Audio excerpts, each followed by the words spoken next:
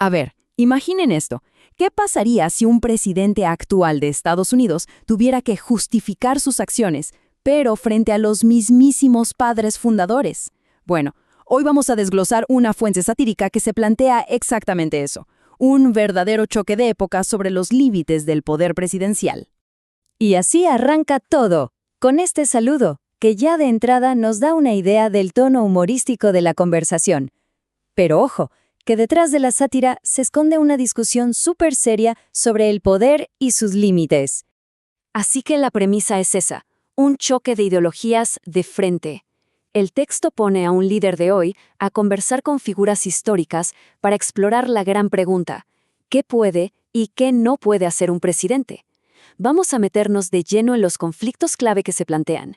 Y claro, el primer choque no tarda en llegar. El primer campo de batalla es la economía, y el tema es una de las herramientas más polémicas que existen, los aranceles. Aquí, el personaje del presidente actual lo presenta como un golazo, ¿no? Una victoria económica, una manera de generar ingresos masivos para el país. Pero la pregunta del millón salta al instante. A ver, ¿de dónde sale exactamente todo ese dinero? Y aquí es donde vemos las dos caras de la moneda, totalmente opuestas. Por un lado, la idea de que los aranceles los pagan los países extranjeros. Y frente a eso, la visión más tradicional, que el costo, al final del día, recae en los bolsillos de la gente del propio país. Bueno, dejemos la economía por un momento, porque el siguiente punto, aquí las cosas se ponen todavía más tensas. Nos movemos de la economía a la autoridad legal dentro del país. ¿Y qué es lo que desata esta discusión? Pues la decisión de desempolvar una ley viejísima y con un propósito muy específico. Usarla hoy en un contexto moderno genera un choque inmediato con los presidentes del pasado. Es que, para entender esto, hay que saber de dónde viene esta ley. Y como los mismos personajes explican, esta ley no era para usarla así nomás. Fue diseñada con un propósito súper específico, un conflicto de guerra, declarado formalmente. Y aquí está el meollo del asunto, ¿no? La fuente nos muestra el contraste. Por un lado, la ley se creó para una cosa, la seguridad nacional en tiempos de guerra. Y por el otro, la vemos usada para algo completamente distinto, un tema de orden público, y en tiempos de paz. Y la respuesta del personaje moderno es increíble. Básicamente, se está reinventando el concepto de declarar la guerra para el siglo XXI. Imagínense la cara de los fundadores al escuchar esto. Para ellos, es algo que simplemente no entra en la lógica de la Constitución. Y si pensábamos que lo anterior era complicado, ahora llegamos al punto más álgido de todos. La autoridad para llevar a la nación a la guerra. Probablemente la decisión más pesada que existe. El escenario que se nos presenta es una acción militar, tomada por una sola persona. El personaje moderno, pues, la describe como una victoria total, rápida, un éxito rotundo, que él mismo ordenó. Y claro, la pregunta que salta al instante es esa. Una pregunta que va directo a la médula del sistema de balance de poderes. En pocas palabras, ¿se respetaron las reglas del juego?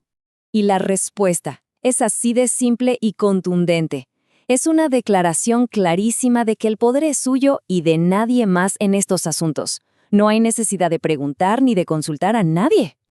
Pero claro, los personajes históricos le recuerdan cómo se supone que debe funcionar el sistema.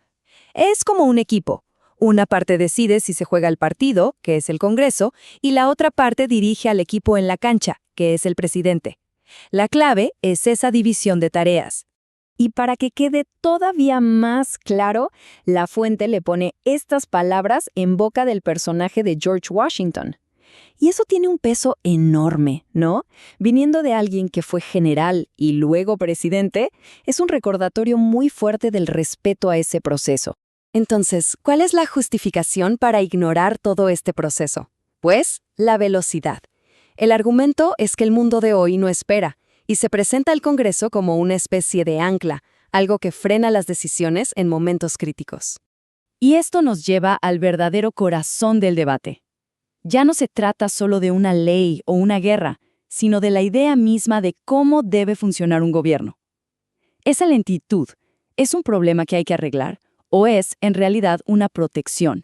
Y la respuesta de los fundadores es, bueno, es clarísima. Para ellos, esa lentitud no es un fallo del sistema.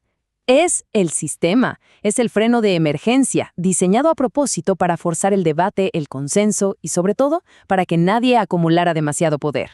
Y aquí llegamos a lo que es quizás la frase más lapidaria de todo el texto. Cuando el personaje moderno dice, nos movemos cuando yo digo que nos movemos, la respuesta es que la idea de que una sola persona diga eso fue, precisamente, lo que ellos querían evitar a toda costa.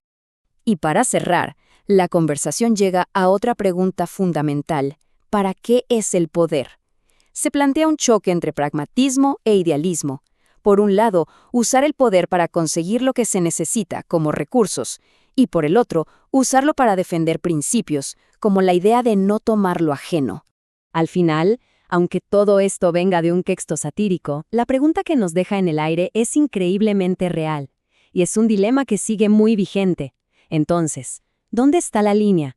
¿En qué momento la necesidad de actuar rápido se vuelve un peligro? Y por otro lado, ¿cuándo la necesaria discusión se convierte en una parálisis que impide avanzar?